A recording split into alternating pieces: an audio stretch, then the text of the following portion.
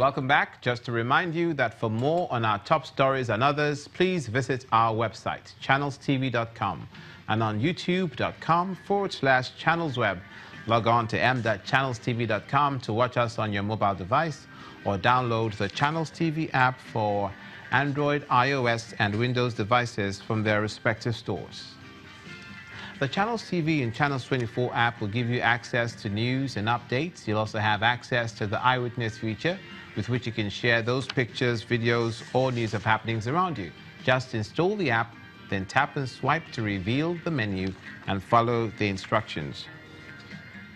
Thank you so much for staying with us. And now we'll turn our attention once again to the IDP camp, where there was a tragedy involving a mother of three who died as a result of childbirth complications. We're speaking to, on the phone now, Mr. John Inaku, who is the Director General of the State Emergency Management Agency in Cross River State. Thank you for talking to us on News Across Nigeria.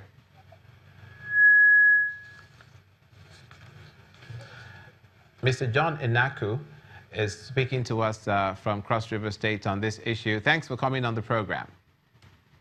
You're welcome. What do you know of this incident involving this woman that died in the IDP camp? Well, thank you very much. I actually have to thank Channel Television for a job they're doing to see how they can propagate the activities of SEMA in Cross River State. And secondly, I sincerely have to let you know that the incident happened on the 27th of March. I was not around. I was in the villages where the migrant situation is actually weighing us down seriously. And so I came in just this morning to know that there was a situation, a case where somebody died in the course of childbirth, and I have informed the authorities concerned. The health unit of the primary health center is moving there immediately. I know after this interview, we're moving into the area to ascertain the true situation of things. So it really happened, and the corpse has not been buried. But again, I sincerely have to say that I sometimes begin to feel that Cross River State is not in the map of Nigeria, because so many things befall Cross River State, and nobody bothers about us. Sincerely, we have seen too many things happening. Crisis here and there, flood here and there, and nobody comes to our rescue. And that has been very worrisome. Of the primary health care center there, is there no medical aid at all? So there are situations where cases are referred. There are referral cases that move, that are sent to the secondary health unit in Calabar and the some in the teaching hospital. But this one, of course, first they have believed that, okay, they could handle it, but no, it was beyond their capacity. And that's the same thing I'm talking about. The issue of the IDPs remaining in camp for this long, after 4 years, but now in the 5th year, is not healthy at all. The federal government should come to our aid. The situation is beyond Cross River State. The Cross River State government cannot cope any longer. This situation, you see, is not a Cross River State case. It is a national situation and an international one. What are your most from the Cameroon? What are your most pressing needs right now? What are the things that you need? Obviously, you need medical care. Obviously, you need paramedics as well. What are the most pressing needs you have, and how do you suggest the government turn this around? Well, so far, what we desire most is that upgrading their medical facilities to a secondary health center, and thereafter be able to build them permanent camps, permanent houses where they can move into, where they be independent and be free enough to move. Then they can search for what to eat. Government should provide them what they will have to do to earn a living.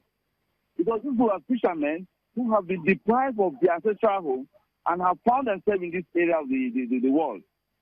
And it is not a crime for people, for Nigerians to say, okay, we are abiding by the rules and all of that, so that there will not be crisis. Nigeria gave up Bakassi. And people say we cannot stay any longer, let's return back to Nigeria. And the same Nigerian government should be able to come in and ensure that totally they come and check and see how these people are faring. Today we have the other migrant situation. I was out there. The governor said that ordered that, okay, I should go and look for a place for them to build a camp. And that's exactly what I was doing. I was there, and I never knew what was happening here. And here am I today. Something has happened. Shortly after this interview now, I'm moving to the place. So it's not for China. It was from the China point of view that I got to know something has happened. So I now put calls across. Because they say they tried reaching, but they could not reach me. We know that the governor... Because there are areas where there's no network, you know. We know that the governor of Benin is not unconcerned with that situation. He's been speaking about it often. Now, what's going to be done for that baby? One, and what are the immediate steps you can take to, or that you want taken to relieve the situation? Well, for now, the special advisor to the governor on the primary health, Dr. Bekaidu, will be the team that we're moving up there. She'll be able to take care of that child, pull her out, and be able to provide their 3 things, facilities that will keep the girl going. Thank you, Mr. John Inaku, for speaking to us on News Across Nigeria. We appreciate the time. The Director General, State Emergency Management Agency of Cross River State. From there, we'll turn our attention to the northwestern region of the country. The Kaduna State Governor is inviting investors in and outside the country to consider the state as their one-stop shop investment destination. Mr. Nasir El-Rufai, while speaking at the 3rd Kaduna Investment Summit, also called CAD Invest 3.0, is giving assurances of improved infrastructure that will give the investors good returns on their investment. The governor also promised the construction of at least 6 specialist hospitals, 3 secondary healthcare centers in each local government area, and at least 61.5 billion naira on education every year.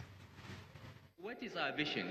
Our hope is that by 2020, Kaduna will be a destination for business investment and the food basket of northern Nigeria, where all citizens have access to quality healthcare and education. So we're investing in human capital. All citizens will live and move freely without fear of harm, and will provide a transparent and accountable government with highly motivated and efficient civil service. Over the 5-year period of the plan, investments of over 800 billion naira, equivalent then of about $4 billion, are targeted for public-private partnerships. So how has the private sector responded since we unveiled the plan? We have so far attracted investment in affordable housing equivalent to about $100 million. Vicampro, another agribusiness, is building the largest potato farm and processing plant in Nigeria, in Kaduna State, an investment of about $100 million. We've also attracted nearly $40 million of investment to build neighborhood centers and markets all across the state, with potential jobs of over 2,000.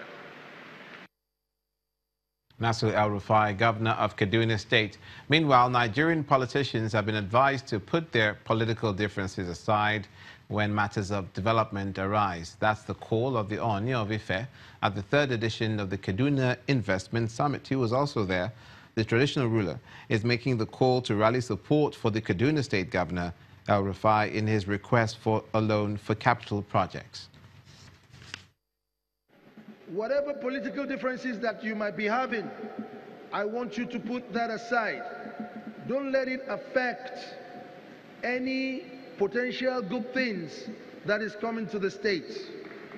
Don't let it affect how the states will be shaped in the foreseeable future. We should live to be selfless. What will the future generations say about us? It is very important. We all know what is happening in Kaduna now. The state is about to lose a very good debt injection from World Bank. I want to appeal to all the leaders of this state to put politics aside. All the members of the Senate from Kaduna State should come and join hands with the governor. They will have their respective political differences. Let them put that aside. They can come back to it. Let them look at the future of the states. Let them look at the teeming population that voted them into power. They shouldn't lose opportunities because of their differences. Watching news across Nigeria. Coming up, a summit is held in the southwestern region to promote the interests of persons living with disabilities. Stay with us.